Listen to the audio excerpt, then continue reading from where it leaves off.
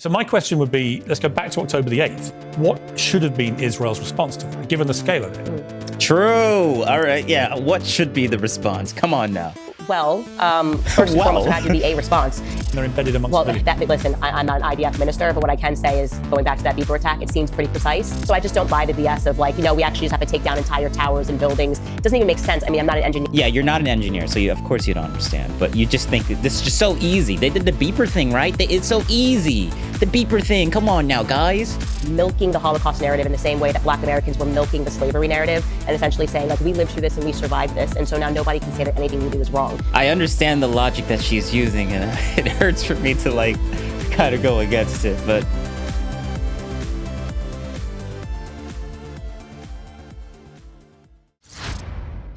when my next guest went independent earlier this year, some people openly hoped, she'd vanish from public life. But no such luck. The uncancelable Candace Owens is more successful, influential, and, of course, controversial. 1.5 speed, 1.25. She joins me here in the Uncensored studio. Candace Owens. I'm so pleased to be here. We meet in my lair at last. I like it. And interestingly, I've just done your podcast today. And it was an experience.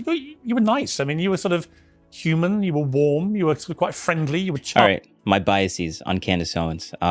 So actually, hold up. Before I do that, I need to set this up. I want to do the auto thing. Okay, let's see. Does this work properly?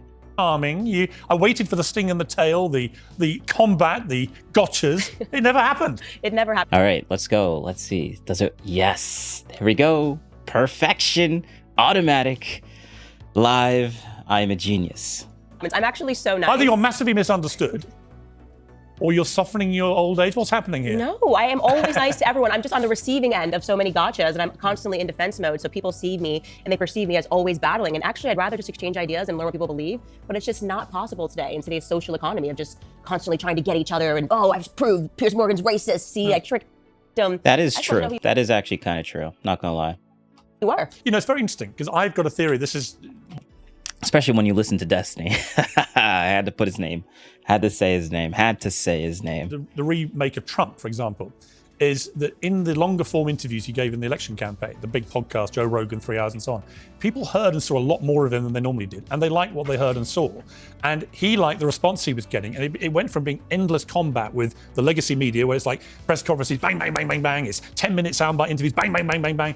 It went to a much longer, less confrontational, more open-minded series of discussions where both sides and the people listening and watching felt like they got a different Trump altogether out of it. And I think it's changed him. I was pleading with them to do that, start doing podcasts, because we get it. You go to NBC, they hate you. You're going to fight with them. They're going to say you're racist, you're sexist, you're misogynistic. What is the public learning from this? The most fascinating interview he did, thought, was with Theo Von. Yes. When he was hold up. Genuinely trying to understand Theo Von's prior addiction. Yes. And that's such a compelling story because Trump has never drank. As you know, his entire life, he lost. Yeah, the Theo, oh my God. I think the Theo Von probably it had a significant, more than 20% of, if we could single out one thing that the thing that made I guess Trump win, and specifically, hey, thank you for the follow. 432. Hi there, Lisa Hunold 432.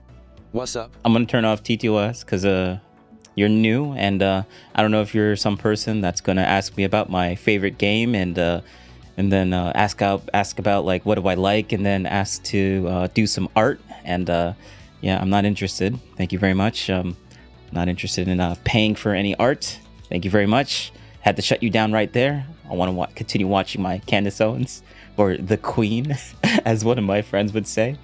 His brother Fred. That's the side of Trump that people want to see. And there was actually, I think it was Slate that did a piece recently trying to understand the new podcast economy and why conservatives have been so powerful. And they sort of noted that in this new Joe Rogan economy, as they called it, authenticity sells. And people are either reading you to be authentic or they're reading you to be somebody that's just a clone. And so I think appreciate that's the follow, though. Podcast, and that's what I just try to do, is just be myself. You broke away. Oh yeah, the Theo Von thing. You completely interrupted me. The Theo Von thing. Every single person that I've talked to in real life has seen the Theo, people that aren't politically engaged at all. The Theo Von thing was the reason why people were we're talking about. This one guy came up to me, was like, "Oh, did you see that podcast on Theo Von?" I'm like, "Who's Theo Von?" And apparently he's some big guy, some big podcast guy. Not Joe Rogan level, but enough to have people just randomly come up to me because they know I'm the political guy and they'll ask me about him, and I'm like, okay, interesting. And I guess that podcast was really, really good because it humanized Trump, and Candace was like literally hitting the nail on the head with the beginning part. Soundbite interviews, bang, bang, bang, bang, bang. It went to a much longer, less confrontational, more open-minded series of discussions where both sides and the people listening and watching felt like they got a different Trump altogether out of it. And I think it's changed it. I was like pleading with them to do that. Start doing podcasts because we get it. You go to NBC, they hate you. You're going to fight with them. They're going to say you're racist. True. Yep. Literally. Yep. You're sexist, you're misogynistic. What is the public learning from this? The most fascinating interview he did, I thought, was with Theo Von. Yes. When he was so genuinely trying to understand Theo Von's prior addiction. Yes. And that's such a compelling story because Trump has never drank, as you know, his entire life. He lost his brother Fred. That's the side of Trump that people want to see. And there was actually, I think it was Slate that did a piece recently trying to understand the new podcast economy and why conservatives have been so powerful. And they sort of noted that in this new Joe Rogan economy, as they called it, authenticity sells. And people are either reading you to be authentic or they're reading you to be somebody that's just a clone. And so I think that's what people like about my podcast. And that's what I just try to do, is just be myself. You broke away from the Daily Wire. It was all well documented. Or was fired, one or the other. Whatever you want to call it. Doesn't matter. Same as when I left the morning show. I was out. And you went out on your own again. Hey, look, I like the Daily Wire. All right, I like Candace Owens too. Like, I got the mug. I mean, I got the. What do you call it? What do you call these things?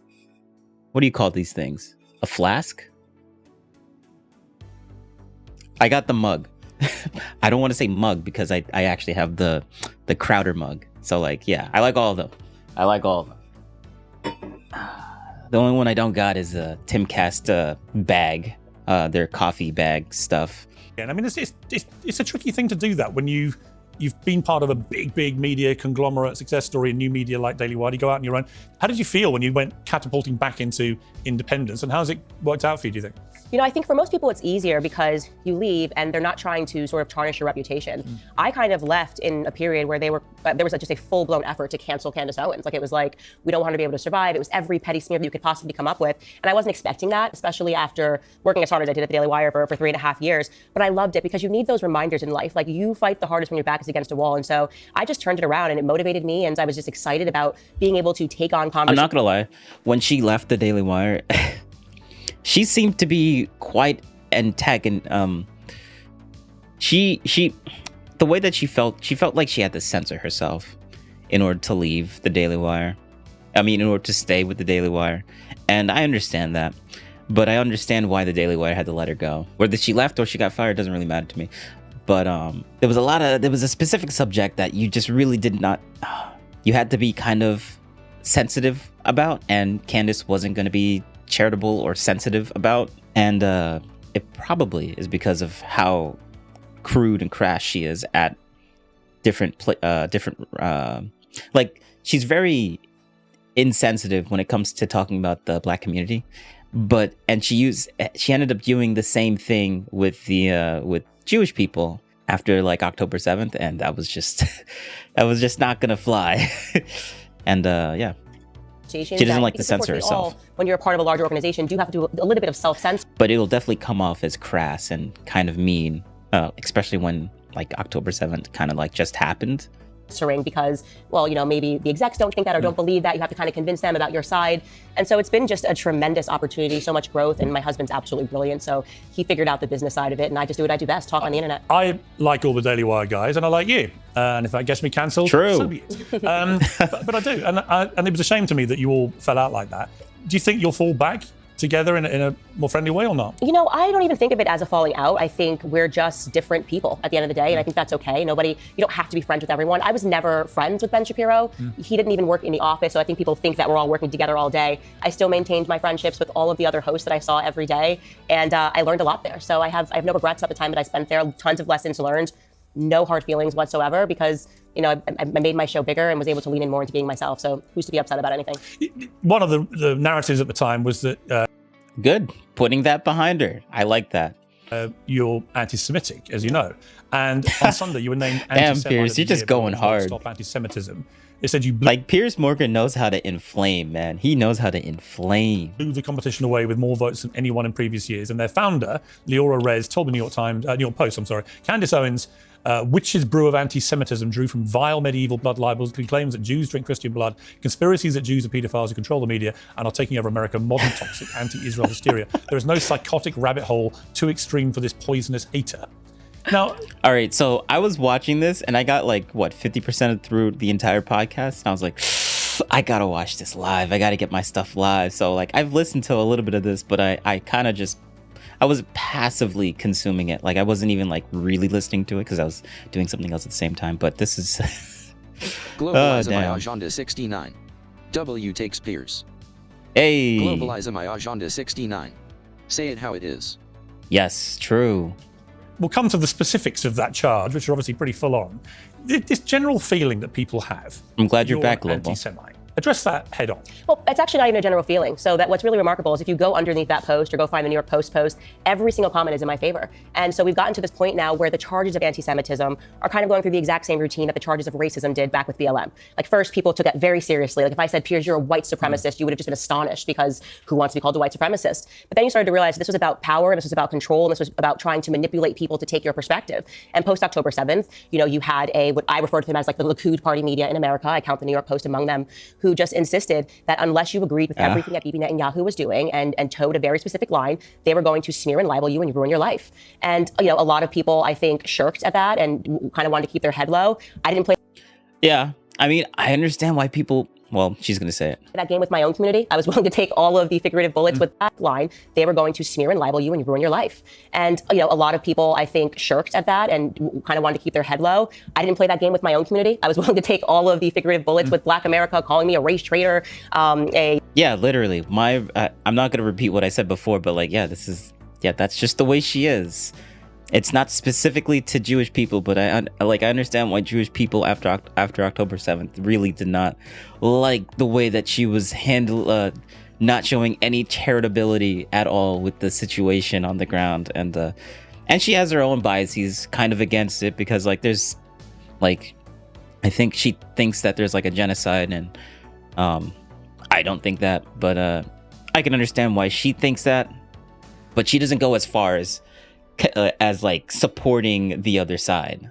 I don't think she supports either side, but she acknowledges that some people think that there's a genocide. I think that's her position. I don't know. Let's keep watching. Self-hating Black person, whatever it was. I don't view Jewish people to be some exception where you're allowed to now call everybody anti-Semites because you can't actually debate what Bibi Netanyahu is doing and why so many people around the world are not comfortable with it. So yes, they can award that all they want. People are mocking it. It's now become cartoonish, and they have unfortunately or fortunately completely removed the power from that term. What is your view of Jewish people, of Judaism? Yeah. For the record, what's your view? My view is that Judaism is a faith.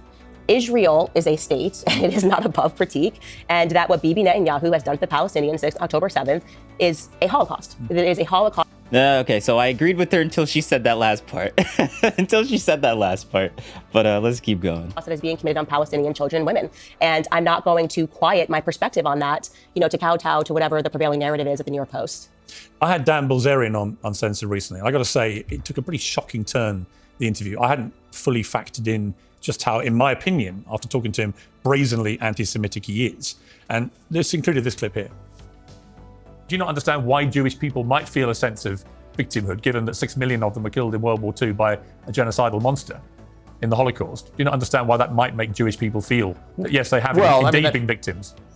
Yeah, that figure's been revised. They said that it was 4 million that died in Auschwitz, and then they said it was down to 1 million, so they've revised the figure. Anyone that debates the numbers on this is that just hints at why would you go back in time and even debate these numbers? That doesn't make any sense to me. What's the point of doing that? The only point of trying to revise the numbers or trying to say, well, you know what, let's downplay these numbers a little bit. Maybe that's not true. Why would you even go back in time to even try and do that? I think the only reason people would do that is to downplay the situation that happened back then. Make it seem oh, it wasn't actually that bad. And I'm it was that bad. Literally.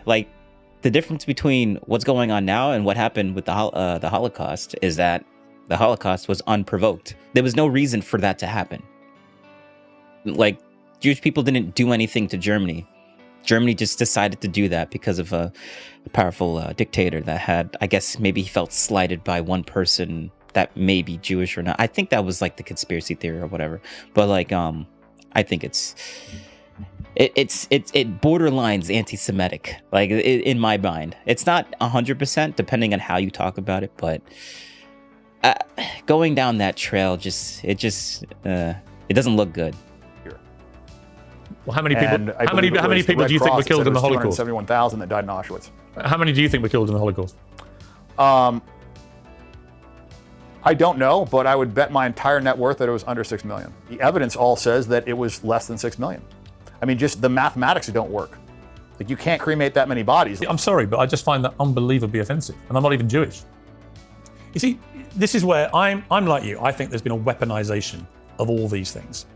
Whether you're transphobic, you're racist, you're sexist, you're anti-Semitic, whatever it may be, you're Islamophobic. I mean, people just spray this stuff around all the time to the extent where it does become meaningless. And actually, people who genuinely are those things, they get caught up in the wash and almost protected by the kind of wash of stuff. But when you hear someone like Dan Bilzerian, what do you feel about someone like him? Yeah, so I actually didn't watch that interview, so I haven't seen it in its full context, and I try never to weigh in on clips because there'll be something I'm missing, and then everybody screams at me. But what I will say is this. The larger discussion that's happening right now is whether or not having survived a Holocaust gives you the permission to commit a Holocaust. And for whatever reason, people have been, what I would say... It's not a Holocaust. It was provoked, but I continue. I digress. Milking the Holocaust narrative in the same way that Black Americans were milking the slavery narrative and essentially saying, like, we lived through this and we survived this, and so now nobody can say that anything we do is wrong. And that's the big issue today. Is that we have so many people that... I understand the logic that she's using, and it hurts for me to like kind of go against it, but I mean, that one's just as bad as anyone that uses... I mean, I understand the logic. You know what? Let's just keep going. Like, I agree with that, but the difference is that one was provoked and the other one wasn't, and I think I'm going to maintain that position, hopefully. Will not recognize that it is totally feasible that a Jewish person, and I'm speaking here about Bibi Netanyahu, could do something as horrific as what was done to the Jews throughout World War II or throughout history. But is that an accurate comparison? I'll tell you why I say that. As we know, I mean, whatever Dan Bilzerian wants people to believe, 6 million Jews were killed in the Holocaust. Another 6 million people were murdered by Hitler and the Nazis. No, why does it even matter? Why does the number even matter? Like, he specifically went out to go and delete that specific kind of race of people or religious people. I don't know if you call them a race or religious.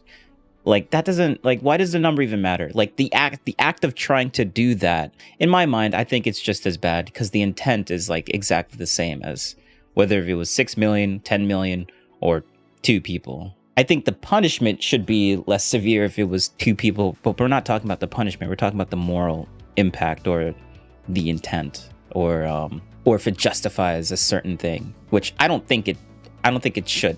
And I think she's correct on, like, just because you got Holocaust doesn't mean you can Holocaust other people. But like, the issue is that I don't think what they're doing right now is a Holocaust. So that's the like, her logic is sound, and I understand that, but I think she has the facts on the ground wrong. So her conclusion is true if the facts on the ground were true to what she's saying, but it's not. So I disagree with that opinion. I think that's the way to say it. The numbers of people being killed in Gaza are, in my view, have gone way beyond what is acceptable as a response to October the 7th. However, you're still talking about, at the moment, a death toll of under 50,000. There's no comparison in the amount of dead people compared to the Holocaust. So do you understand why? But it is a Holocaust, what's happening. Well, is it though? Yes. So, I think language is really important. I think language is really important as well, and that's people why say Holocaust, genocide. I think what's happening is a Holocaust. The burning bodies of the children that I'm seeing every day, and we spoke about this a little bit on my show, but like, I have recognized that the ability to see this stuff every day has transformed my opinion. Maybe the numbers wouldn't have gotten so high if people had spoken up when it was happening at the very beginning during World War II. And so I want to use my platform to say that I believe that they are intentionally executing a Holocaust. I think Bibi Netanyahu, there's tons of evidence, and obviously the Western media is not reporting on this, but the corruption trials that are going on with Bibi Netanyahu pertaining to October 7th and him editing the transcripts and the prior knowledge that he knew is now becoming extremely pertinent. It is a question as to whether... Editing transcripts, is that what we're using now? Is that really like hardcore proof? Like, Netanyahu's editing transcripts. All right.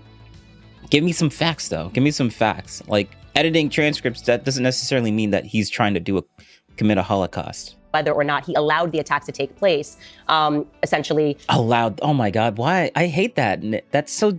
Why would he want his own people to get deleted? So he can have a justification to, like, attack them?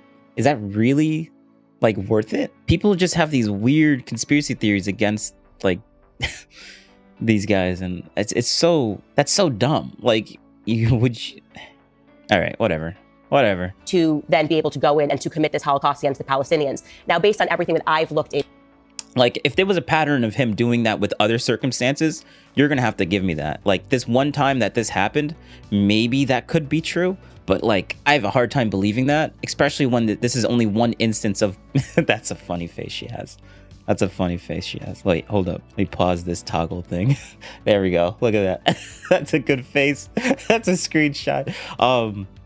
But then I lost my train of thought, but whatever. Into and stuff that I had not seen before because the Western media doesn't cover it. Bibi Netanyahu caught off camera speaking about how he had no intention of following the Abraham Accords and how he was going to get around it. He has, I believe, genocidal ambitions, and that's enough. We don't need to.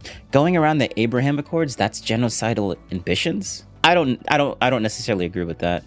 To dispute, go backward or forward. Do I think Bibi Netanyahu has genocidal ambitions against the Palestinians? The answer is yes.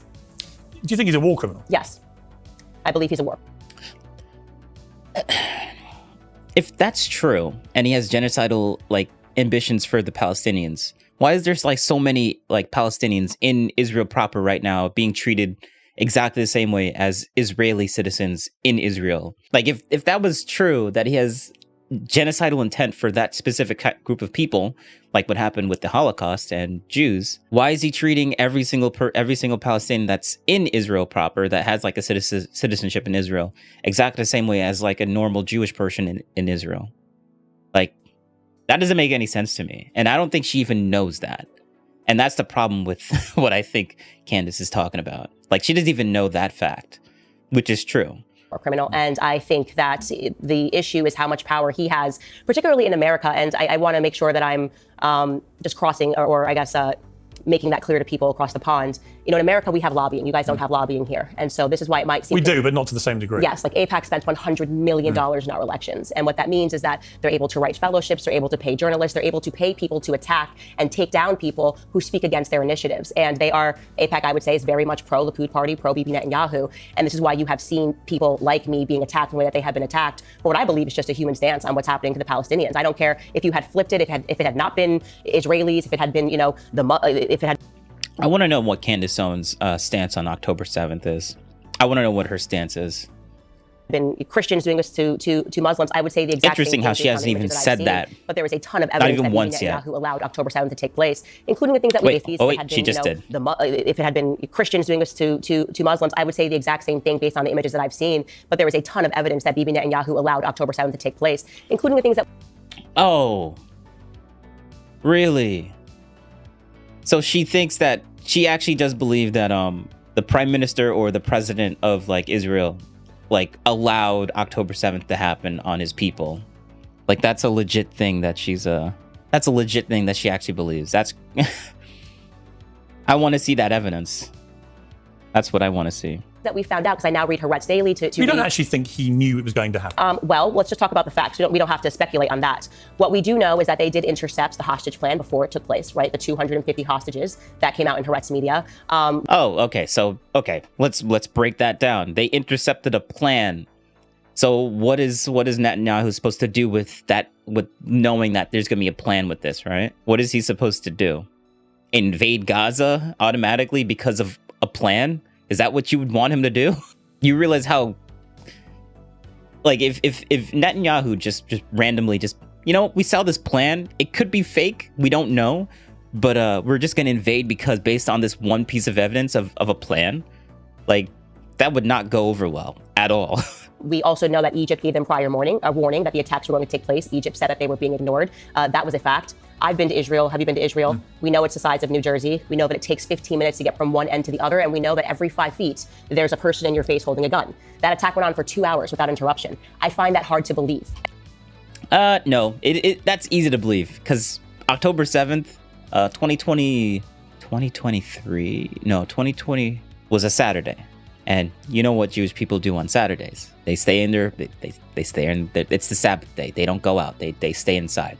So it's obvious, like, when something happens and the entire, like, country is, like, not doing anything because of their religious standards, it makes sense that it took 2 hours to respond to something that happened to a breach of their border. It's not like they shot a nuke. Like they literally just flew on gliders. And the only people that would have been able to respond is the people on the ground and wondering what the heck is going on. First, Israel has to be like, what's going on? And then secondly, they have to respond. The what's going on part probably was like unbelievable at the time. Cause like, remember, like Israel's not expecting this to happen. Why would Israel be super high alert on like some people on gliders coming in and then taking and breaching one of the barricades and coming in all at once on the Sabbath? Like this was legitimately planned on a day that Israel wouldn't be like hyper focused on anything. Come on now. Like this is just, I find that highly unbelievable. It took 2 hours to respond. Really?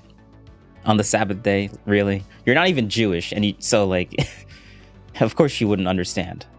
And this gets to the, I guess you could say, the nucleus of the corruption trial against him, when now he's even arguing with the IDF minister who he fired, Yoav Gallant, am I saying his last name correctly, where they're saying that some funny stuff happened on October 7th, and they are explicitly accusing him of feeding lies to the Western media. This is crucial, and this could be the undoing of everything if we find out that he had prior knowledge, and we do know for a fact that he said that he intended. Wait, so you don't know that he had prior? You don't even know that Netanyahu had prior knowledge of the situation, but you're still going to insinuate that he does? Let's go back 2 seconds. Accusing him of feeding lies to the Western media. This is crucial, and this could be the undoing of everything if we find out that he had prior. This could be the undoing of everything. I like how she words it that way. Very interesting. Not that this is hard proof. This could be the undoing. I'm nitpicking on her words, but like it shows that she's not 100% sure on this. Knowledge, and we do know for a fact that he said that he intentionally wanted to take over Palestinian territory. You should find that clip and play it on the show because it's very significant when he asked. Yeah, every single that's been a thing that's been going on for like the past 20, 30, 40, 50 years. This is not new information. Every single person that was, I think most of the like it's always been in Israel's interest to like get more like land. I think it's always been like that. This is not new information. And I find it funny that she's now bringing this up as if, oh, look, it's Netanyahu specifically wanted. No, every single prime minister or president, I'm not sure what their legal structure is or governmental structure is, but they've always wanted it. Every single person in that location, because they're always being attacked. So they're always getting radicalized from crazy stuff that the other side is doing to them. And they only see it one way. Like, yeah, let's just keep going. Reporter to turn off the camera, and then he starts speaking about his plans for the Palestinians. This was years ago. I think Bibi Netanyahu is a monster, and I think the people that are still standing by him and supporting him, I wouldn't want to have that on my conscience. Let's turn to the Palestinians, who I think have been appallingly oppressed for many decades. I've made no secret of that. But what Hamas did on behalf of the Palestinian people on October the 7th was an utterly heinous terrorist attack. Absolutely. No question about it. So my question would be, let's go back to October the 8th. What should have been Israel's response to that, given the scale of it? True. All right. Yeah. What should be the response? Come on now. Well, first of all, there had to be a response. And we know that the IDF... Wait, what did she say? Back to October the 8th. What should have been Israel's response to that, given the scale of it? Well, first and foremost, there had to be a response. And we know that the IDF is very capable of a surgical tactical response because they've done it over the years plenty of times in which they're able to take out terrorists. We just watched them execute a beeper attack and hit out Hamas terrorists. So I think it's a very relevant point, because if they could do that to 3,000 Hezbollah terrorists, why couldn't they be as precise with Hamas? Because they don't want to be. They want to level it because they want to take it over. And I believe in you.